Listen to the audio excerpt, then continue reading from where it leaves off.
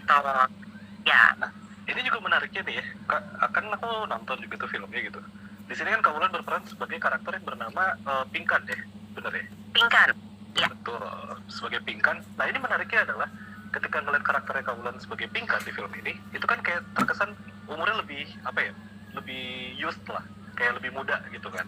Nah itu untuk Kak Wulan sendiri melakukan riset gitu untuk si karakter ini supaya dapat emosinya, dapat gaya pembawaannya sebagai anak muda banget gitu. Itu kayak apa sih Kak? Risetnya gitu. Ngeliatin Shalom. Enggak nih. Ngeliatin Shalom. Referensi risetnya Ngeliatin Shalom sama teman-temannya. Enggak sih ya. Ya pastinya kita melakukan observasi lah ya gitu. Jadi ada beberapa tahapan memang untuk kita mendalami suatu karakter. Pastinya pertama kita harus bedah skenario dulu. Begitu kita pahami skenario tersebut, kita juga ngobrol dengan sutradara, kita juga observasi untuk peran kita masing-masing dan juga observasi untuk maksudnya kita ngobrol dengan lawan main kita untuk tahu positioning masing-masing gitu. Jadi dengan proses tersebut hiduplah si Pinkan ini di diri aku gitu. Sebenarnya prosesnya kurang lebih sama sih, mau itu aku memerankan seseorang yang lebih tua, lebih muda, seseorang yang berprofesi A, B, C, D gitu. Intinya sama gitu. Intinya yang diperlukan adalah observasi bagaimana kita bisa menjadi dan menghidupkan peran tersebut, karena tokoh-tokoh tersebut kan bukan diri kita gitu. Observasi itu ya perlunya untuk kita paham ya Wulan sekarang bisa menjadi seperti ini karena kan pengalaman dan apa yang proses kehidupan yang aku lalui gitu kan. Nah, Pinkan bisa seperti itu kan, dia juga punya sejarah, punya proses kehidupan yang dia lalui sampai akhirnya dia di titik yang kalian lihat di Jakarta versus Everybody. Nah, observasi itu gunanya adalah untuk aku mempelajari apa sih yang udah dilalui sama Pinkan dalam hidupnya sehingga Pinkan ini hidup gitu. Aku bisa menjadi dia gitu. Kurang lebih seperti itu. Kurang lebih ya karakternya Pinkan tuh. Iya. Soalnya itu benar emosional banget itu. Bahkan nggak usah nonton filmnya pun, bukan nggak usah. Sebelum kalian menonton film jadi teman-teman. Salah ngomong ya? Nggak usah nonton film. Iya tadi salah ngomong. Nggak usah nonton filmnya, lihat trailernya aja gitu. Bukan gitu juga. Maksudnya sebelum kalian nonton filmnya pun ya, kalau misalnya nonton trailernya aja itu tuh udah intens banget itu karakternya. Antara karakter si Pinkan, terus karakternya Dom, terus juga karakter yang diperankan oleh Ganindra gitu kan. Itu tuh semuanya benar-benar kayak nggak berhenti gitu loh, intens banget. Nah cuman kalau untuk karakter Pinkan ini berarti Kak Wulan nggak perlu referensi gitu ya dari karakter mungkin di novel lain atau film lain gitu? Enggak, karena Pinkan ini kan tokoh fiksi gitu. Jadi fiksi dan tokoh Pinkan ini yang menciptakan adalah si penulis dan sutradara itu sendiri. Kebetulan kan filmnya ini memang ditulis oleh Robby Hartanto dan disutradari oleh Robby Hartanto. Gitu. Jadi si Pinkan ini yang tahu bagaimana dan seperti apa itu ya hanya Robby Hartanto. Jadi aku berusaha mewujudkan Pinkan sesuai apa yang Robby Hartanto mau, karena dia fiksi dan ada yang create si Pinkan ini. Jadi ya aku lebih banyak mendalaminya ya bersama yang menciptakan Pinkan gitu. Tidak ada referensi apapun. Nah, referensi mungkin kalau referensi ya si Pinkan ini kan punya profesi sebagai DJ, sebagai bandar narkoba gitu kan. Nah mungkin referensinya adalah dari situ gitu. Gue mau ngambil gaya nge-DJ-nya siapa ya gitu, atau yang ngobrol dengan bandar narkoba dan kurir narkoba supaya tahu mereka tuh beroperasinya seperti apa dan apa sih rasanya menjadi mereka gitu. Menarik gitu kan. Nah kalau misalnya ini nih kan, kalau misalnya ngeliat trailer, apalagi kalau udah nonton filmnya, ini kan bisa dibilang film Jakarta versus Everybody kayak menyajikan stereotip tentang kota Jakarta gitu. Nah apakah memang ini cuma stereotipnya kota Jakarta aja kah gitu? Atau sebenarnya ditampilin juga nih Kak sisi yang emang ternyata ada loh orang-orang perantau yang ke Jakarta yang berhasil mewujudkan mimpinya gitu, gak yang sampai messed up gitu loh. Oh enggak, pastinya kalau misalnya kita fokus, intinya adalah semua orang yang merantau kemanapun untuk mewujudkan mimpinya, pastinya ada perjuangan. Dan along the way perjuangan itu kan pasti ada batu hambatan. Itu bagaimana akhirnya kita outcome supaya mimpi itu tuh bisa terrealisasi gitu kan. Yang pastinya ya ada yang mimpinya tercapai, ada yang kalau tidak bisa balik on track, ya mungkin mimpinya nggak tercapai gitu. Jadi mungkin ini juga yang mau disampaikan atau di capture di film ini adalah ya stay focus on ya apa yang memang mau kalian capai gitu. Oke. Kalau misalnya ini deh Kak, aku penasaran juga soalnya per karakter ini tuh kan berasa kayak hidup, sangat hidup gitu kan. Terus antar karakternya juga ya kayak tadi sering aku bilang kan, kayak intens banget gitu tiap dialognya.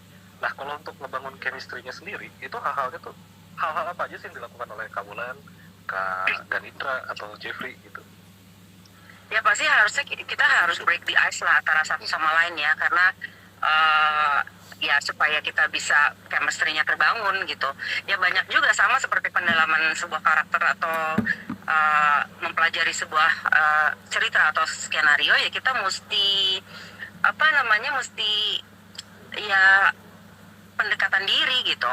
Jadi ya aku sama Bimo sama Nicole, ya kita ngobrol, kita mendekatkan diri, break the ice dengan kita macam-macam, kita jalan, kita pergi, kita melakukan hal yang memang kita senang bareng gitu. Jadi kan akhirnya kita deket beneran gitu kan. Iya. Jadi dapat feel-nya gitu. Oke, kalau misalnya ini deh Kak, sebebas apa sih ruang eksplorasi yang diberikan sutradara untuk para aktor atau aktris di film ini gitu? Oh, kita dikasih kebebasan untuk kita menciptakan atau kita mengembangkan tokoh gitu, tapi tidak keluar jalur gitu kan. Dan pastinya kalaupun kita mau mengembangkan ya sesuai dengan apa yang sudah diarahkan oleh sutradara. Dan nanti mungkin setelah kita kembangkan ya kita tanyakan lagi dia menyetujui nggak dengan apa yang kita ciptakan gitu. Kalau dia setuju ya udah kita jalan, kalau enggak ya kita mengikuti, kan nahkodanya kan sang sutradara. Sutradara ya. Oke. Kita kan hanya pelakon aja. Betul. Tapi kita dikasih kebebasan juga untuk mengembangkan karakter itu gitu. Oke. Kalau hal paling challenging nih Kak, gitu kan, ketika syuting di film Jakarta versus Everybody ini, apa sih yang paling challenging gitu? Semuanya very challenging ya, karena dari waktu observasi yang kita hanya dikasih 1 bulan. Jadi observasinya 1 bulan tuh belajar DJ,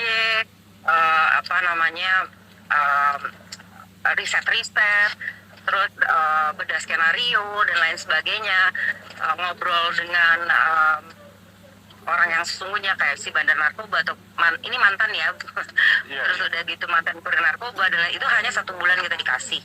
Terus syutingnya juga cuma 10 hari karena yang mau di capture adalah ya realitas sosial itu, jadi pengennya tuh gambarnya tuh juga raw. Jadi banyak banget tuh scene yang one scene one shot, terus udah gitu kan kameranya juga handheld. Banyak juga kita syuting gerilya di jalanan-jalanan, jadi kita itu berakting di antara aktivitas yang sesungguhnya gitu, jadi bukan di set up gitu. Jadi ya lumayan challenging. Oh berarti kayak adegan-adegan yang saya di stasiun kereta, terus yang kayak di rumah susun kayak itu nggak terlalu banyak setup? Itu nggak di set up, itu benar-benar kita berinteraksi dengan penghuni-penghuni yang sebenarnya gitu, dan aktivitas yang memang sesungguhnya sedang terjadi gitu. Itu nggak banyak tag gitu Kak, pas lagi adegan kayak gitu, itu kan saya kayak real banget gitu. Ya banyak, berulang-ulang gitu, tapi ya akhirnya jadi juga kan, akhirnya kalian nonton kan. Iya sih. Film ini tuh diproduksi tahun kapan sih Kak, kalau boleh tahu? 3 tahun yang lalu ya, tepatnya aku lupa ya, cuman memang banyak kendala penayangan ya, satu dan lain hal lah gitu. Sampai akhirnya di titik mau tayang juga bioskop tutup saat itu, tapi kan akhirnya sekarang udah tayang di bioskop online, so you guys can watch it. Film yang udah kalian tunggu-tunggu selama 2 tahun. Banget.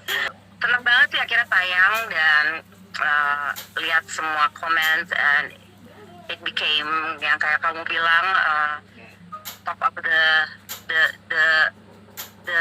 apa ya, the month, the week, the year. Oke. By the way, ini berapa lama lagi ya? Soalnya aku udah mau sampai. Oke. Sorry ya. Iya, nggak apa gitu. Mungkin ini kayak pertanyaan terakhir aja sih Kak, kayak gitu kan. Oke, pertanyaan terakhir. Thank you so much. Kalau saya ini Kak, sebenarnya kan kalau ngeliat dari kayak kolom komentar gitu ya di trailer tentang film Jakarta versus Everybody, ada juga kolom komentar di mana? Di trailernya Jakarta versus Everybody, trailer filmnya gitu kan. Ada yang kayak bilang, wah ini kayak terlalu ke barat-baratan, ini tidak mencerminkan Indonesia gitu kan. Padahal ini sebenarnya sangat close gitu ya dengan kehidupan kita gitu. Nah, cuma kalau menurut Kaulan, Kebarat-baratannya dari segi mana ya? kayak misalnya kayak terlalu vulgar, omongannya kayak yang terlalu ini. Kalau dari komentar, Oh enggak dong kan, hal itu terjadi di sini di Indonesia dan kebetulan di capture yang terjadi itu adalah di Jakarta. Dan film itu kan sebuah jendela dan memang kejadiannya seperti itu, terjadinya seperti itu, di capture seperti itu. Karena kan hal-hal seperti itu kan nggak cuman ada di barat, di timur juga ada kan kehidupan yang seperti itu gitu. nah berarti kalau menurut Kaulan nih, apa perlu nggak sih? Apakah harus gitu sebuah film ketika sudah tayang memuaskan keinginan semua penontonnya gitu? Kalau menurut Kaulan? Kayaknya bukan dalam hanya film aja ya, dalam segala hal kita nggak akan pernah bisa memuaskan semuanya gitu kan. Tapi yang bisa kita lakukan adalah ya mengerjakan atau ini sebaik mungkin gitu kan, dan membuatnya serelated mungkin dengan ya apa yang memang mau kita sampaikan gitu. Oke. Kalau memang tersampaikan ya, kalau tidak ya tidak gitu aja. Oke, take it or leave it lah ya. Oke deh, sip. Thank you banget Kaulan atas obrolannya gitu ya. Thank you so much ya. Sukses terus ya untuk Kaulan gitu kan. Dan buat teman-teman jangan lupa tuh nonton film Jakarta versus Everybody, oke? Sip. Thank you Kaulan, Sorry. sukses terus, sehat-sehat terus. Bye.